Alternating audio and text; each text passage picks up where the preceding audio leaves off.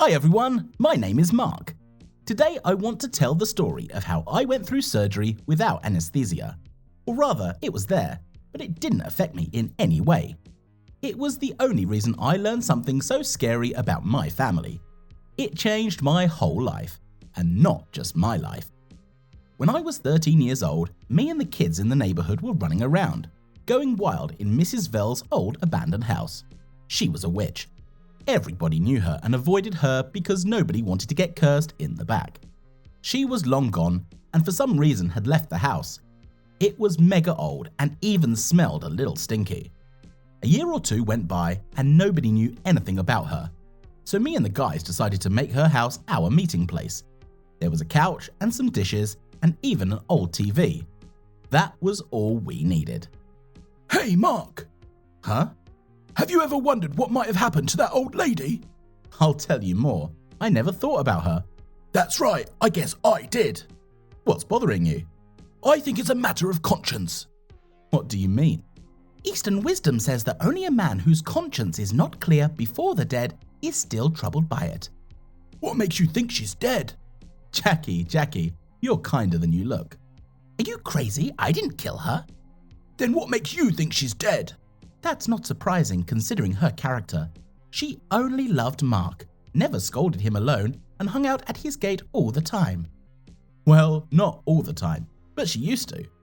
Right, she always asked about you when she didn't see you with us. Jackie, what do you think that could mean? I think she was guilty of something to him. Are you kidding me? I know her just as well as you know her, almost nothing. Anyway, we got the house from her, and thank you for that. So what makes you think that she's even dead? Think about it. What kind of old lady would leave her house unlocked and disappear into the unknown? Maybe she's gone to the kids. I never heard she had children.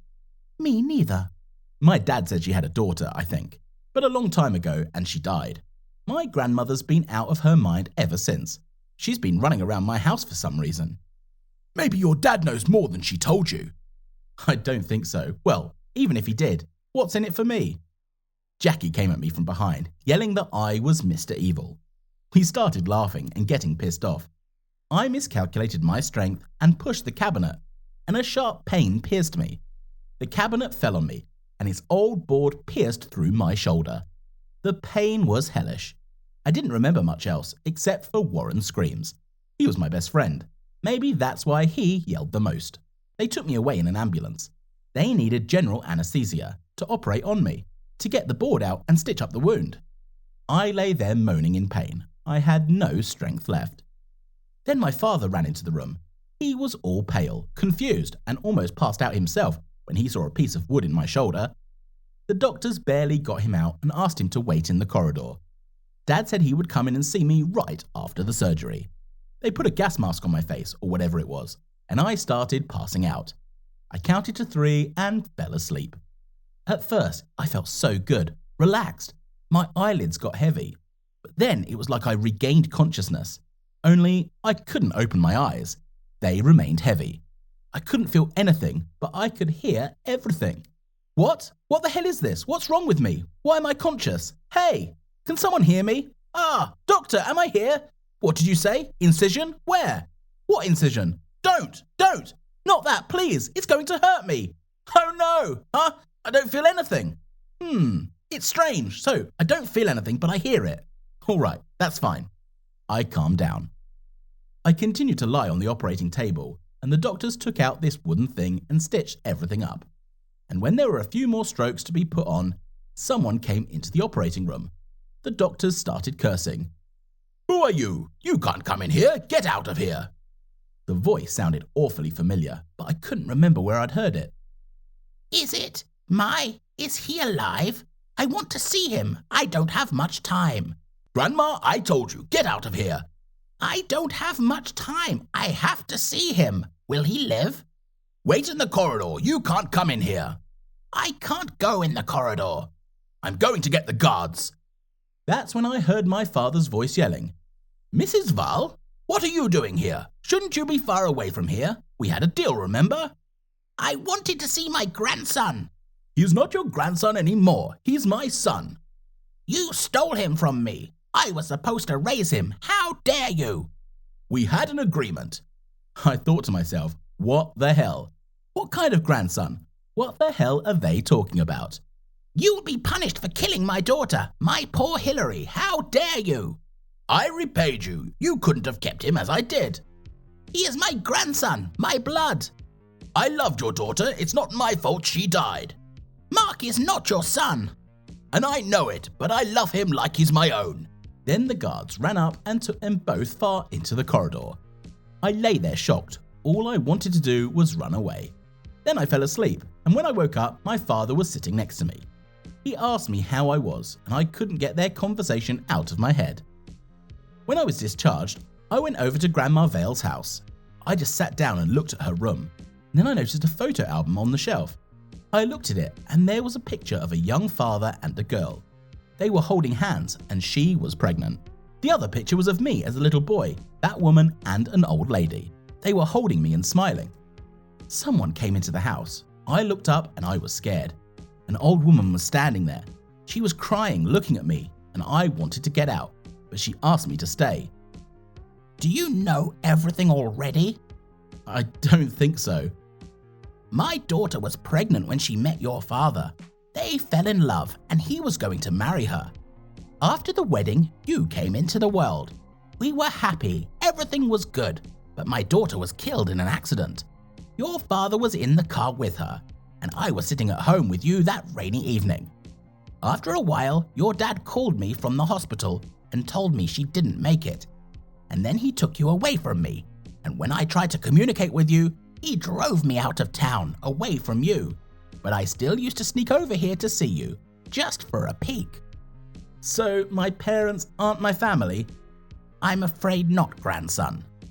I got very sick. I didn't know where to put myself. Ran home and exploded. My dad came running up asking what was wrong with me. I pushed him so hard and yelled that I was not his son. Dad was really surprised, took a couple of steps back and froze. You had no right to take my grandmother away from me. I was afraid. Of what? That she could take you away from me. I couldn't lose you. I raised you as my own, and after she died, I couldn't lose you. I cried. It was too much information in such a short period of time. I hugged my father, and afterwards, I asked him for something. He agreed. That same evening, we had dinner at home, and I invited Val here. She happily came. Dad let us talk to each other. She went back to her house, and I became a frequent visitor to her house. Dad had to fix her closet. Well, not without help from Jackie, Warren, and me, of course. Mark broke the closet with his weight, and everyone has to fix it. Shut up, Jackie. You told me his grandmother was dead. How did I know she was his grandmother? But you did kill her in your mind. It's not like that. That's what everybody said, actually. Everyone was interested in her sudden disappearance. Will you stop picking at the bones? I'm sitting right here. Warren started it. Me again? You and your gossip are annoying. What? Get over here. God, they'll never change. My scar sometimes hurts, but it's only temporary. The main thing is that thanks to a strange set of circumstances, I have a grandmother. But I hope I don't have to go to the operating table again. I don't want to go through something like that again. Hearing the sound and crunching of my muscles is horrible. I'm lucky I didn't feel anything at all. Hello, everyone. My name is Brianna. What? Oh, I'm sorry. I thought I heard what you were thinking. Yes, I can hear thoughts. Can you imagine? This is an incredible thing, and it happened to me very unexpectedly. As it turned out, in theory, instead of dying, I got this kind of gift. Well, I'll tell you all about it. In the meantime, guys, like the video, immediately subscribe to the channel, and write your opinion under the video. I will be interested in reading them. Let's get started. This happened last year, when I was returning home with my little brother Tommy after a walk in the park. I promised him I'd give him a ride on the roller coaster just so he wouldn't shoot me at my parents. Small witnessed how a guy came to me late one night and I pretended to go to bed and I walked with him. So he gave me a condition. Either I take him to the park or he tells my parents everything. Well, in general, I began to save money for his slides. Although, to be honest, we had a fun day. I probably haven't been alone with him for a long time. He usually pisses me off with what he puts up with, But that day was different, and Tommy and I talked a lot. I didn't think we'd have anything to talk about before, but it turned out that there was plenty. I even got to know my brother better. After the walk, tired and satisfied, we decided to go eat. Tommy was hungry, and we ate burgers on the way. When we were 3 houses away from the house, a dog we didn't know came running out from behind the bushes. It was huge. I shielded my brother, who immediately threw our food to the dog. The dog attacked the burgers, and while she was eating them, we quickly stepped forward.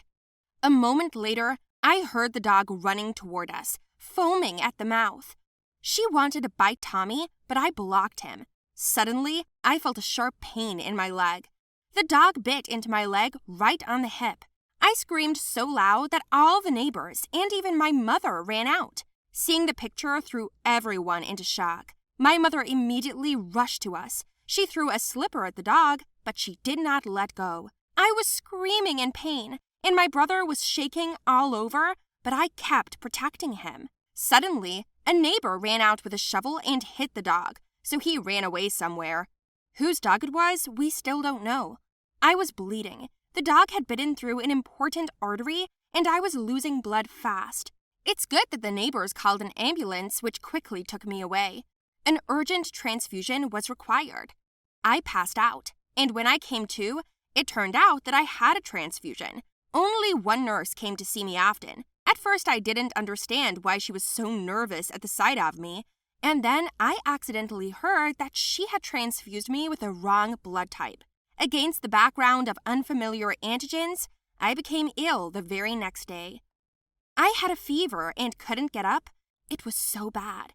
I couldn't even tell my mom because I couldn't open my mouth.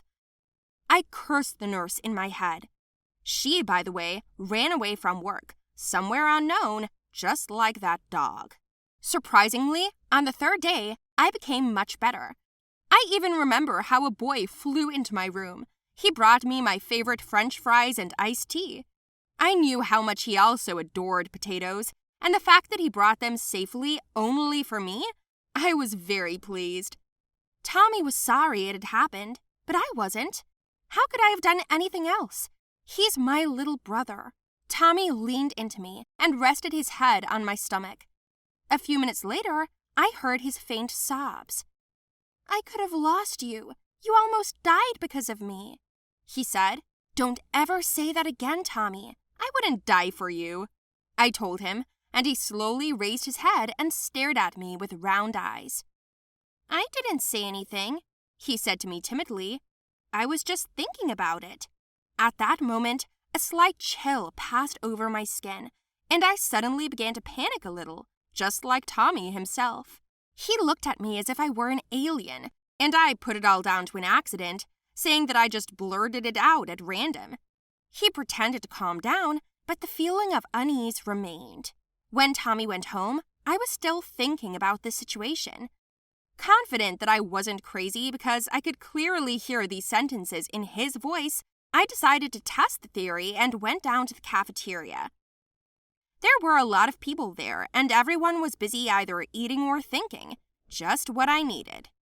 I helped myself to tea and lunch and sat down at the furthest table. I looked at the people around me, but I didn't understand or hear anything. At some point, I even thought that I really just imagined it. I finished my meal and went back to the room. Just then, my doctor came. He told me that my condition had improved dramatically, and this is extremely rare.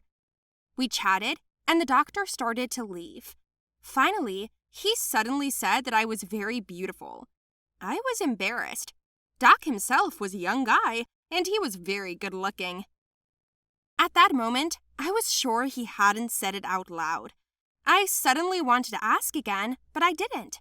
I decided to give myself time to sort myself out a bit. As a result, I arrived home a few days later. My life was back on track, but my abilities were also back on track.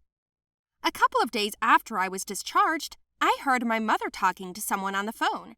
She was swearing loudly, but then I walked past her and saw her sitting at the table with her head down.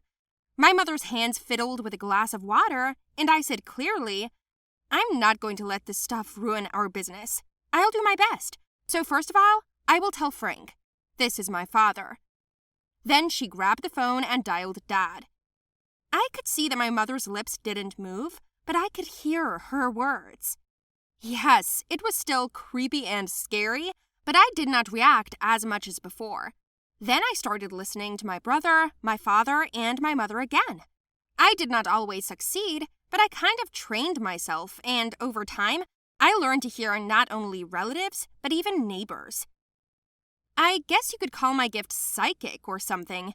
Do not consider it stupid or fictional, because everything can happen in this world. I do not know how much longer I will have this gift, but while I have it, I am considering how to use it correctly and best.